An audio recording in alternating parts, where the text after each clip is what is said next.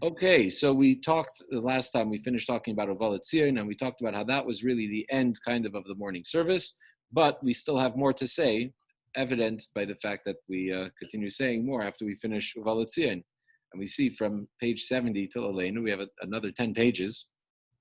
So we're at the next section. So in a sense, we've kind of finished davening, concludes with the whole Kaddish, but we still have some more to say. And that would be the section called Song of the Day. But before the Song of the Day, you'll notice here on page 70, we've got Psalm 86, and then top of 71, we've got a collection of verses, and then another Psalm, Psalm 124.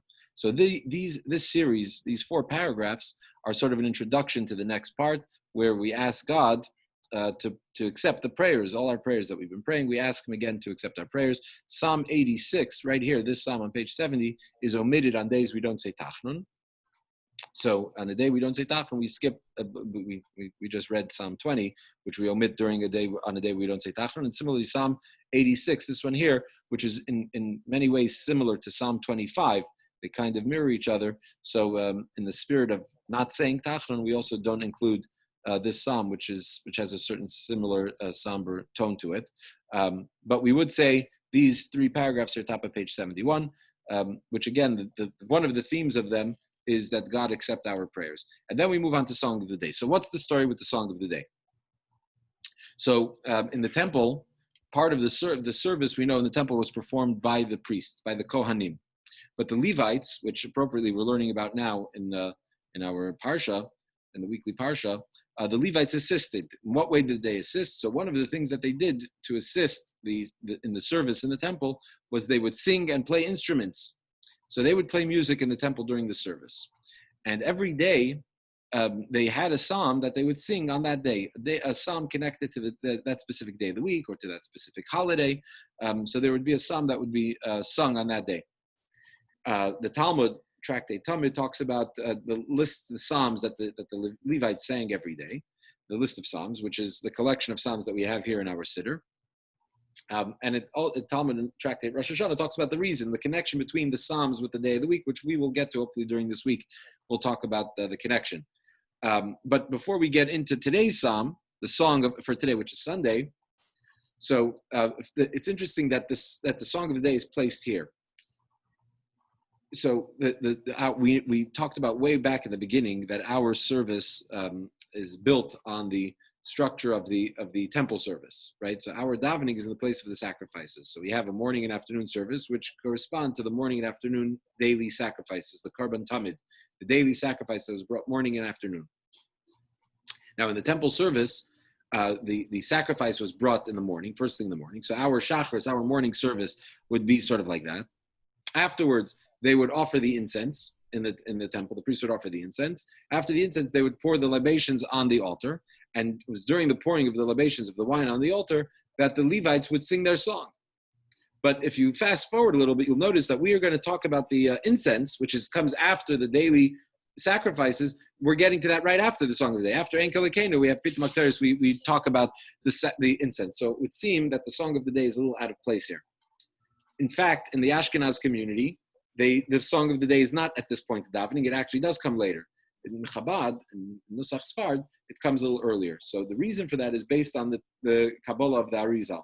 The Isaac Luria, who taught that the Song of the Day should be at this part of davening because as we've reached the peak in our davening, and now we're starting to descend from that peak as we go through the ending of davening. So this section corresponds to the world of Yetzirah, the world of formation, which then will lead to the world of Asiyah, the world of action. So in terms of the correspondence to the divine spiritual worlds, this corresponds to the world of Yetzirah, which is this next station that we're at in davening. So just a little mystical insight into it. Interestingly, the Alter Rebbe, when he was arrested, we're familiar with the story of Yutas Kislev, the great big Hasidic holiday, Yutas Kislev, the Rosh Hashanah of Hasidism, when the Alter Rebbe was released from prison.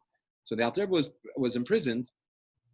He was interrogated, and one of the charges against him, I mean, there were certain serious charges that the Tsar and the government was more interested in. However, part of the charges were that he was creating this new religion, which of course any kind of dictatorship and any kind of government that wants to control its people doesn't like to have new religions. They're always a threat to your authority. So the religions that you know what they are, and you kind of regulate them, and you have oversight. But somebody starting a new religion is a big threat to such governments. So one of the accusations lobbed against the Alter Rebbe was that the Chassidism is a new Judaism. It's a different Judaism. It's a new brand, a new religion. And so the Alter Rebbe had to defend in his interrogations. He had to defend Chassidic teaching, Chassidic philosophy, Chassidic way of life, and the fact that Chassidism is part and parcel of Judaism. It's not a new religion, God forbid. One of the things they asked them about was about the Song of the Day and the Psalm 86 that he puts here, that he puts it at in this juncture in the prayer book, which is different than most standard prayer books. And the Alter Rebbe had to discuss it and defend or the Alter Rebbe actually, sorry, I have to look it up again. I might have misspoke. The point was that the Alter Rebbe used this idea of the Song of the Day being placed in this part of the Siddur, at this part of the prayer, as proof that there are different customs among Jews. And just because you have different customs doesn't mean it's a different religion. That's maybe, I don't remember if they called him out on this or if that was, he brought it in as an example. I'd have to look that up later. Anyhow, but either way, it's just a little interesting, I thought, little anecdote. So for the Song of the Day, page 71 on the bottom, and we say something surprising. When we introduce the Song of the Day, we say, today is the first day of the week on which the Leviim say in the Beis HaMikdash. Right now, the first day of the week, that is the translation of Hayom Yom Rishon Bashabbos. However, for the Israelis among us, you would think today is the first day of the week is not an exact translation. I mean, it's the translation of the words Hayom, today, Yom Rishon, the first day Bashabbos of the week. But there would be a better way to say it in Hebrew. Then, yeah, in English it sounds right. Today is the first day of the week.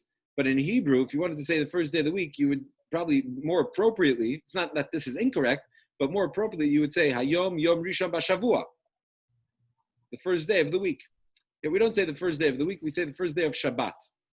So a more accurate and literal translation of this opening phrase is the first day of Shabbos. Why would you say the first day of Shabbos? Shabbos is one day a week. It's the seventh day of the week.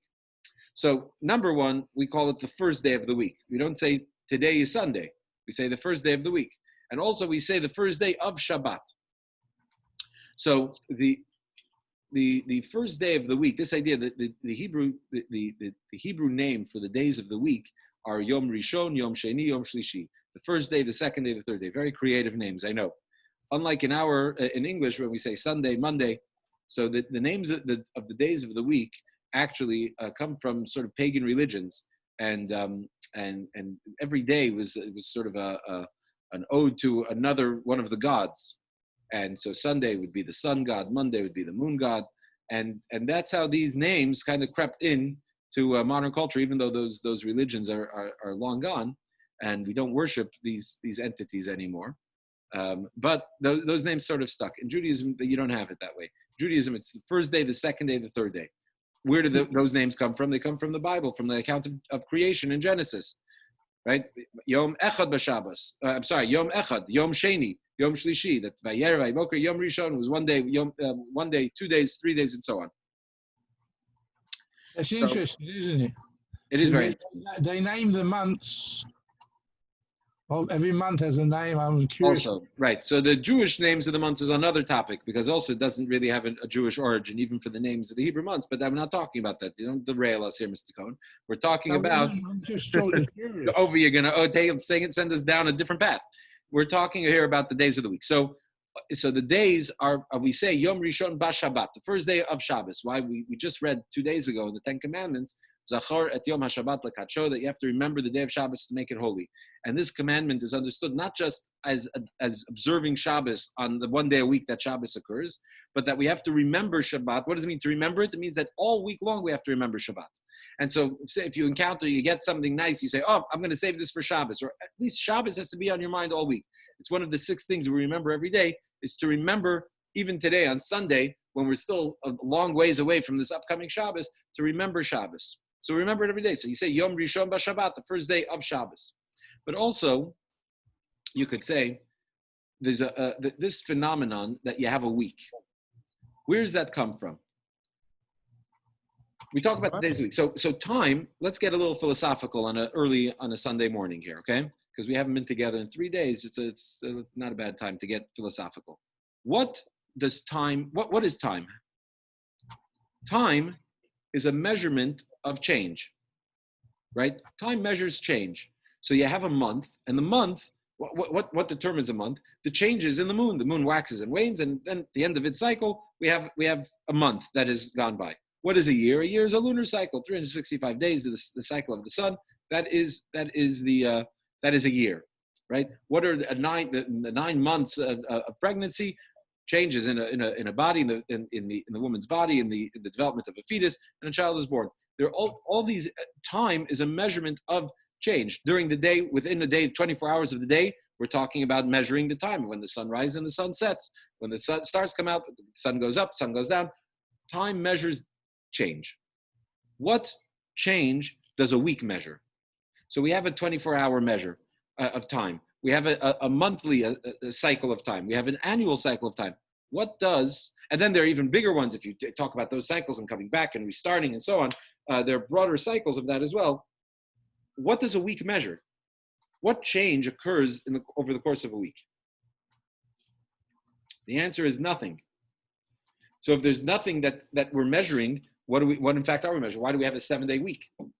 Why is the week 7 days, not 5 days? In fact, we know some societies and civilizations in the past tried, not even so far back in our history of civilization and of humanity.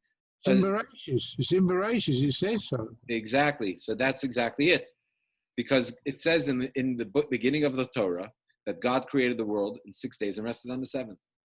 Time, the week, which is accepted universally, and in which some civilization society said, 1 second, the week doesn't mean anything, doesn't measure anything. Let's change the week. Let's either do away with the week. Let's make it 5 days. Let's make it 10 days.